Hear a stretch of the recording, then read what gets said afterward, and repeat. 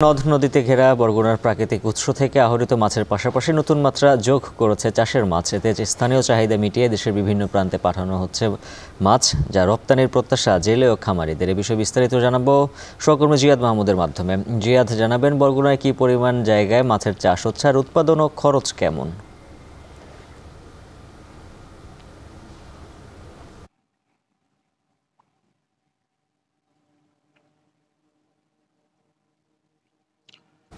উজ্জ্বল, কথায় আছে মাছে ভাতে বাঙালি। আর এই মাছের বিশেষ করে নদ-নদী এবং সমুদ্রের মাছের বেশিরভাগ যোগান কিন্তু দেশের দক্ষিণাঞ্চল থেকে দেওয়া হয়।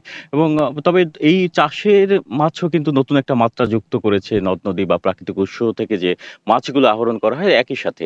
এবং আপনাকে জানিয়ে রাখি যে বরগুনা জেলায় প্রায় ১২,২৭০ জন চাষী রয়েছেন, যারা ২,৫১৮ হেক্টর জমি পরিমাণ যে পুকুর রয়েছে কিংবা খামার রয়েছে সেখানে মাছের চাষাবাদ করেন। এবং সেখান থেকে ৮,৭১৩ মেট্রিক টন মাছ আহরণ করা হয় প্রতি বছর। আর বরগুনা জেলায় মোট চাহিদা রয়েছে ২৪,৭১২ মেট্রিক টন মাছের, কিন্তু আহরণ করা হয় ২৬,৯০২ মেট্রিক টন মাছের। সুতরাং দেখা যায় যে প্রতি বছর প্রায় ২,১৯০ মেট্রিক টন মাছ উদ্বৃত্ত থাকে এবং এই মাছ দেশের বিভিন্ন স্থানে পাঠানো হয়। এবং এখানকার যারা খামারি রয়েছেন, মাছ চাষী রয়েছেন, তারা কিন্তু আমাদের জানিয়েছেন যে এটি দেশের বিভিন্ন প্রান্তে পাঠানোর পাশাপাশি তারা বিদেশে রপ্তানিরও কিন্তু চিন্তা করছেন। এবং এখানকার যারা মৎস্য বিভাগ রয়েছেন এবং অ্যাকোয়া কালচার নিয়ে যারা কাজ করেন, তারা জানিয়েছেন যে যেহেতু দক্ষিণাঞ্চলে বিশেষ করে বরগুনার পানিতে পিএইচ এর মাত্রা ৭ এর উপরে, সেহেতু মাছ চাষের জন্য এটি খুবই উপযোগী এবং মাছ চাষের ব্যাপক সম্ভাবনাও রয়েছে। তবে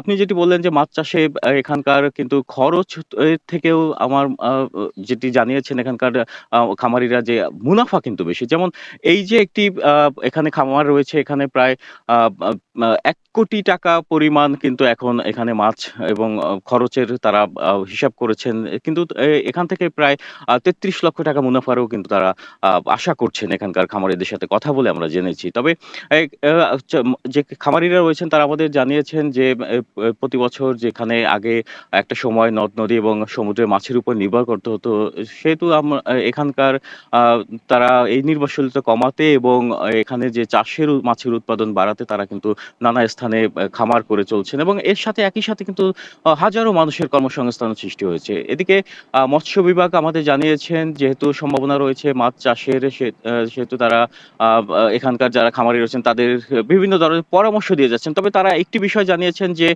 যেহেতু প্রতি বছর দুর্যোগ প্রবণ এলাকা, প্রতি বছর নানা ধরনের জলোচ্ছ্বাস এখানে আঘাত হানে, সেহেতু যদি এখানকার মৎস্য বিভাগের সাথে পরামর্শ করে এখানকার খামারিরা মাছের চাষ করেন, তারা অনেক লাভবান হবেন। এক কথায় বলা যায় মাছের বিপ্লব ঘটানো সম্ভব দক্ষিণাঞ্চলে।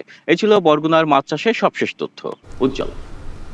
যুক্ত ছিলেন সহকর্মী জিয়াদ মাহমুদ। এখন বাজারে নিচ্ছে আরো